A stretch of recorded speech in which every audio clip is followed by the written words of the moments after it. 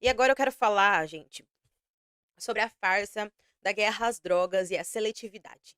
A guerra às drogas serve como principal pano de fundo simbólico para institucional para justificar o uso massivo da força letal nas favelas. No entanto, esse modelo é universalmente reconhecido como um fracasso. A estratégia se concentra na base do sistema, o jovem negro na favela, mas é ineficaz para desarticular as estruturas financeiras e logísticas do crime. Especialistas e organizações de direitos humanos afirmam que o fracasso é previsível. Se fosse assim, gente, a gente está em guerra às drogas há muitos anos, muitos anos. E isso não diminuiu, pelo contrário, o narcotráfico só ganhou mais força. E o combate eficiente a isso exige outra lógica. Atacar fluxos financeiros, investigar a lavagem de dinheiro, fortalecer corregedorias independentes e combater a corrupção dentro do próprio Estado. Ao invés disso, o modelo atual de confrontação alimenta o encarceramento em massa, 66% dos presos brasileiros são negros, e a corrupção policial, o surgimento de facções e a perpetuação dos ciclos de violência. O crime organizado, especialmente no Rio de Janeiro, não sobrevive isoladamente. Existe uma simbiose estrutural entre crime e as elites econômicas e políticas. Os lucros das facções dependem da lavagem de dinheiro que passa por bancos, empresas e setores de elite. Ou você acha que eles fazem tudo isso é, só no submundo? Além disso, a corrupção de agentes do Estado, policiais e políticos que fazem acordos com milícias e traficantes integra uma teia de relações que perpetua a violência. A violência nas favelas não é um simples embate entre o Estado e o crime. É um arranjo no qual as elites políticas e econômicas se beneficiam do controle armado sobre os territórios populares, garantindo lucros ilícitos e informais. A seletividade da violência policial desmascara a farsa da guerra às drogas. Na Operação Contenção, a apreensão de 93 fuzis apenas e meia tonelada de drogas nos complexos do Alemão e na Penha resultou em algo entre 119 a mais de 130 mortes e em um caos generalizado na cidade do Rio de Janeiro. Em contraste, operações da Polícia Federal ou da Polícia Civil em áreas de alto padrão, como condomínios ligados a figuras políticas de elite, né? Já houve apreensão de quantidades superiores de armas pesadas, mais de 100 fuzis, em um único episódio. As ações foram conduzidas com uma inteligência, não teve necessidade de blindado, de helicóptero e nem de mortes. Essa dupla medida prova que a letalidade do Estado não está atrelada à periculosidade do armamento apreendido ou à eficácia da ação, mas sim ao endereço, à cor, à classe social dos alvos. A insistência na violência letal contra a população negra da favela, enquanto as estruturas de lavagem de dinheiro, corrupção que financiam o crime permanecem intocadas, indica que o Estado prefere o ganho político visível de um massacre ao desmantelamento efetivo da criminalidade em sua totalidade. Porque, querendo ou não, tem muita gente aplaudindo as mortes, né? Tem muita gente falando, é isso mesmo que tem que acontecer. Felizmente. Felizmente. Bom, a Operação Contenção ocorreu apenas 6 meses após o Supremo Tribunal Federal, o STF, ter consolidado o julgamento da arguição de descumprimento de preceito fundamental 635, a DPF das favelas. Essa, essa coisa, essa definição, ela impõe limites claros e protocolos de operação letais no Rio de Janeiro, exigindo que elas fossem excepcionais e justificadas ali formalmente. E isso acaba que ocorreu ali um descumprimento flagrante dessas diretrizes e da resistência política do governo do Rio em acatar as decisões judiciais que visam proteger a vida. O próprio governador, né, o Cláudio Castro, ele criticou publicamente a DPF, classificando-a como maldita, indicando um alinhamento político com a violência e o relaxamento dos limites jurídicos. Diante da gravidade da situação, o ministro Alexandre de Moraes ele assumiu a relatoria temporária da ADPF e exigiu explicações imediatas do governo estadual. As operações elas foram imediatamente condenadas por instituições tanto nacionais como internacionais. A Defensoria Pública da União, a DPU, e a Anistia Internacional repudiaram o massacre, destacando que as ações estatais elas não podem resultar em execuções sumárias. O Alto Comissariado de Direitos Humanos da ONU manifestou horror e pediu investigação, reforçando que a operação reitera o padrão de letalidade do Estado. A análise sociológica e histórica converge para uma conclusão irrefutável. A Operação Contenção não foi um evento isolado ou um erro.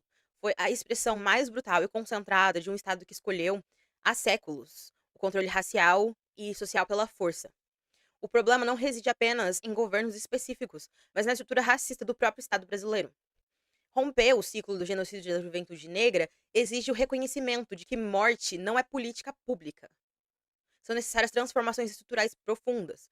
Número um, a desmilitarização das polícias. Implementar o controle externo e garantir que a investigação seja priorizada sobre a confrontação bélica. E, gente, a gente vê que as polícias, não só as polícias militares, mas as outras polícias, elas estão ficando cada vez mais militarizadas.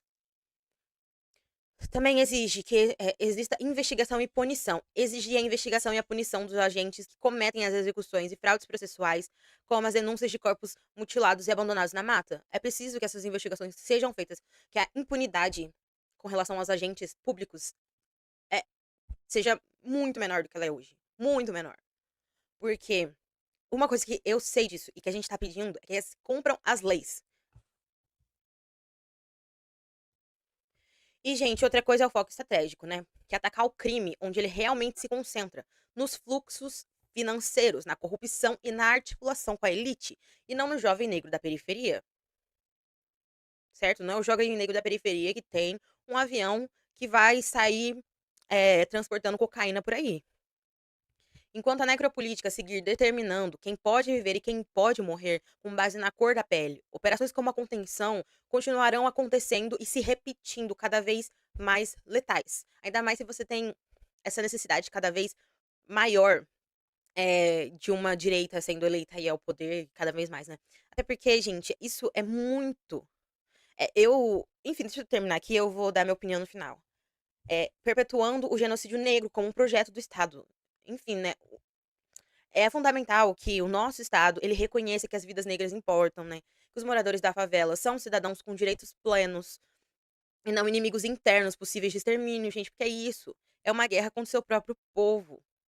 Que é isso, gente? E outra coisa, né? Que eu queria falar, gente, pra terminar essa live aqui, que é o seguinte.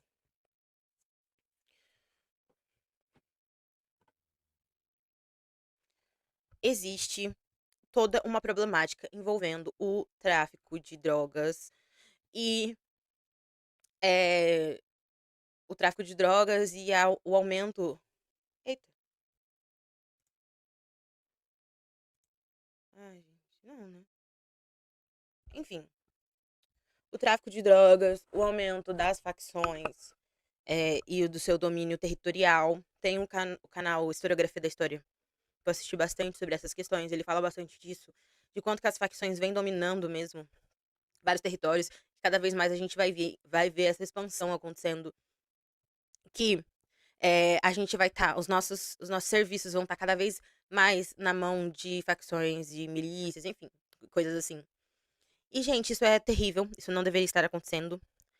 Existe uma falha muito grande no Estado brasileiro de gerenciar todas essas questões. Isso é claro. E a gente precisa de que, primeiro, entenda-se quais mecanismos são os melhores para lidar com essas questões de segurança pública.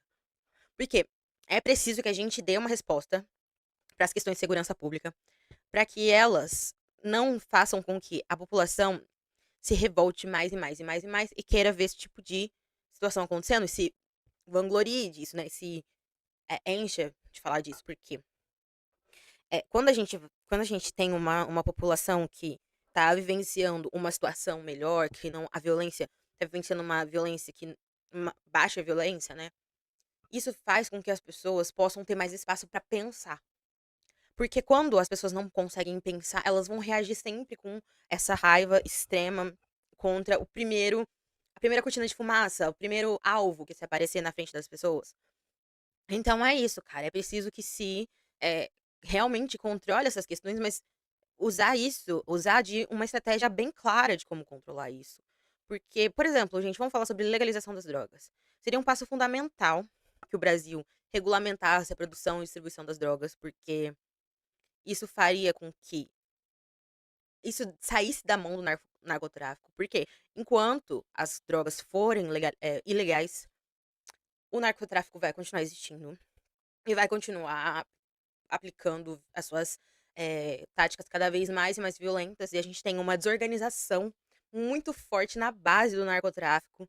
A gente viu isso com os últimos episódios de violência contra pessoas aleatórias, o que era uma coisa que a gente não via com tanta frequência antes. Principalmente, se eu não me engano, a gente, desculpa, não vou lembrar, mas nos estados do Nordeste, em alguns estados do Nordeste, que a gente vê toda aquela coisa lá e não pode tirar foto com os dedinhos assim. Enfim, gente, mostra uma desorganização tremenda, assim, na base do narcotráfico, uma nova forma de pensar e de agir, porque, até falando da análise mesmo que eu vi no canal ali do Historiografia da História, é seguinte, que eu vi ele falando sobre como, tipo assim, existe uma nova ética acontecendo, porque os maiores, assim, os mais velhos, que tem todo esse regime que a gente costuma conhecer das facções criminosas e tal, toda essa ética, eles acabaram, né, e os mais poderosos, né, acabaram indo para outros setores, para pensar no tráfico internacional de drogas e para fazer coisas mais lucrativas do que tá controlando a base da distribuição de drogas. E aí você tem todas essas distorções, né, que acontecem ali, e toda essa violência aumentando muito, justamente por conta de não existir mesmo. E eu acho que é outra vivência, né, das pessoas que estão no crime que são mais velhas e as pessoas que estão no crime que são mais novas. Porque as pessoas no crime mais velhas, o crime foi muito criado, né, o crime organizado foi muito criado por conta da do massacre do Carandiru aqui com o PCC, né, mas com relação à questão das penitenciárias e tudo mais no Brasil. Então, eu acho que existe uma outra lógica de pensar o crime organizado para esses diferentes grupos, assim. E, bom, você tem então essa violência surgindo, aumentando, eh, a partir da dessa base mesmo, assim, do crime, mas você também tem, esses territórios crescendo justamente porque o Estado é super ineficiente em gerir essas questões. Você tem, eh, um Estado ausente mesmo com relação a muitas coisas, né, saúde, educação, lazer, esporte, enfim, todas essas questões. Então, bom, e o Estado não consegue investigar adequadamente essas pessoas, porque eu não sei o que acontece, né. Eu sei, na verdade, o que acontece. Eu acho que muito do como a própria polícia é pensada e tal é pra reprimir a própria população e não pra, eh, lidar com essas questões mais macro, mais estruturais mesmo. Porque o que deveria ser feito é investigar de onde vem esse dinheiro, seguir o dinheiro, seguir esse dinheiro. E aí sim, a gente chegaria em quem realmente importa, pra desmantelar de fato o crime organizado. E a gente nem sabe muito bem quem é, né? Porque provavelmente essas pessoas estão na política, provavelmente essas pessoas são donos de outras empresas normais, legais. Enfim, né? Porque o tráfico, o crime, ele é uma empresa. Ele é uma empresa como qualquer outra, certo? Só que você tem essas questões de violência que, enfim, hoje elas são um pouco menores com as violências com as empresas normais. E você tem o crime como essa empresa que ela é mais letal, mais violenta e tudo mais, e que sim, impacta muito a vida das pessoas que estão vivendo na zona do crime. Ninguém quer ter sua água, sua luz, sua energia controlada pelo crime e por colocar qualquer coisa que eles queiram, certo? Mas isso precisa de um Estado presente para que essas coisas consigam se resolver. Não adianta nada, não adianta mesmo só ir lá e matar gente preta e pobre ali na favela, que isso não vai resolver nada, né? E é isso, gente. Por hoje eu acho que fiquei por aqui, porque eu já tenho que sair agora e tudo mais. Mas eu gostei demais de conversar aqui com vocês, trazer essas coisas. Eu vou deixar alguns cortes dessa live aí nos próximos dias. E, enfim, é isso, galera. Obrigada a você que assistiu. E um beijo. Tchau.